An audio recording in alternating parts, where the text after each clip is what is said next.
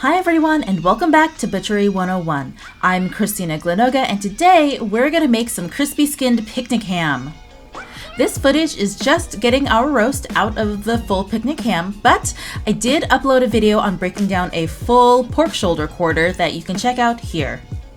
I also have a dedicated picnic ham video from about a year ago and a whole pig breakdown video you can also check out. Here are some links. I'm going to keep putting up meaty videos, so make sure to subscribe now because I'm still working through this whole pig, and so there's plenty more to come.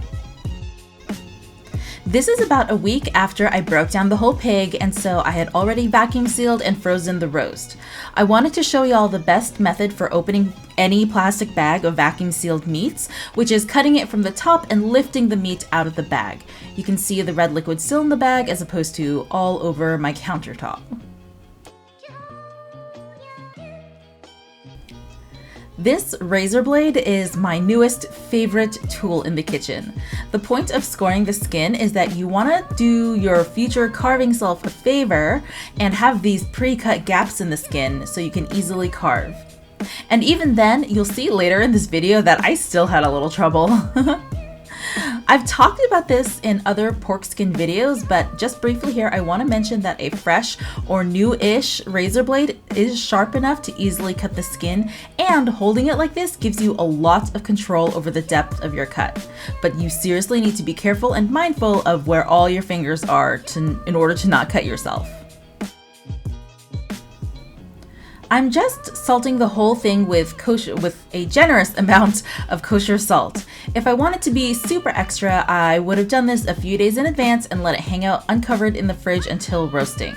I wouldn't have brined it though because I want to make sure that the skin stays as dry as possible, but definitely wanted to get some seasoning on this meat.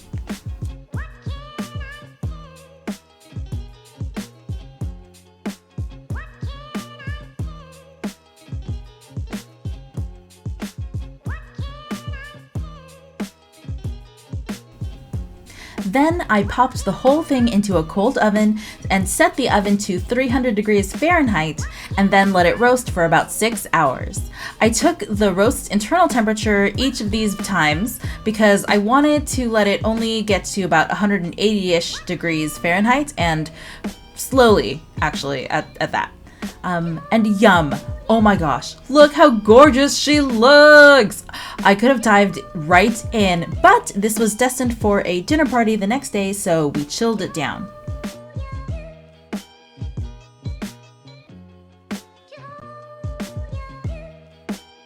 I also happen to be making head cheese at the same time, so head over to that video if you want to see how that turned out. Hey, quick break to let y'all know how to best support this channel, which currently is to go on and join our Patreon.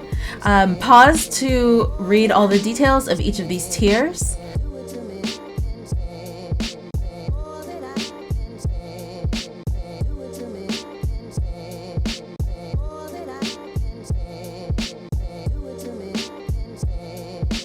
And now, back to the show.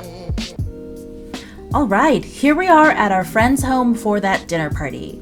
My obsession with crispy pork skin has led us to this oil pouring technique, where we superheated the oil to its smoke point and then poured it over the top of the skin.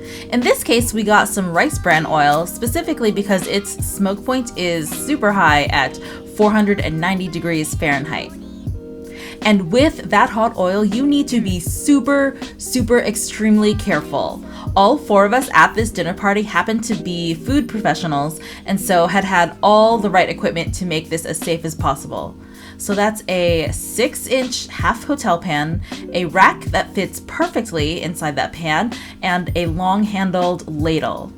And make sure that all of these tools are completely dry because even the tiniest bit of water will cause a ton of splattering and possibly a grease fire. Now, this was our first time using this pouring technique, and so after a few ladlefuls, we realized that the better move is to slow pour over a dedicated spot, and that's how you achieve the successful puff.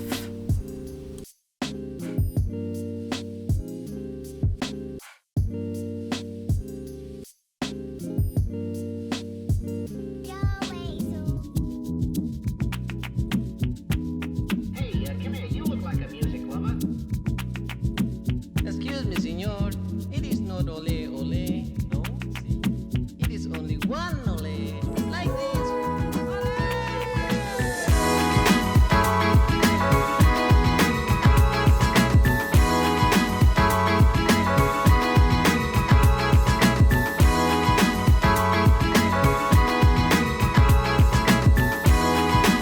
I'm so proud about how this turned out.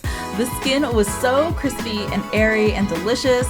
And honestly, like while we were doing the actual pouring, I was literally cheering like it was this freaking Super Bowl.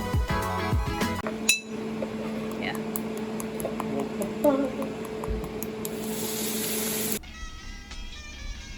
Okay, so I'll admit this isn't the cutest roast anyone's ever seen, but I did want to show y'all how I broke it down, kinda specifically to show y'all that looks aren't everything.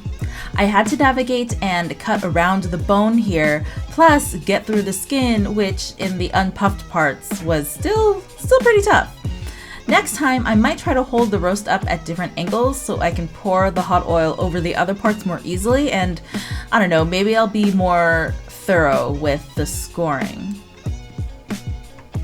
By the way, in the white shirt there, that's our friend John, who made a delicious gluten-free pan sauce from the pork roast drippings, and shout out to the excellent camera work by Janet.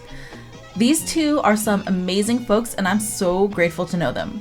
Later in the video, you'll see that we had this pork with a side of razor clam rice, which they caught the razor clams themselves.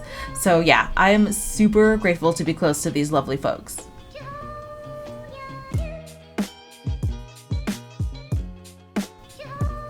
Thanks again so much for watching this crispy skinned pork video. I'm seriously so happy about how this turned out, and I really hope that this inspires y'all and helps you be a little braver and adventurous in the kitchen, and then also really embrace crispy pork skin because dang, it is good. Anyway, thank you again for watching. And especially thanks to the Patreons who helped make all of this happen. And I hope y'all have a wonderful weekend, and I'll see y'all soon for another episode of Butchery 101. Thanks. Bye.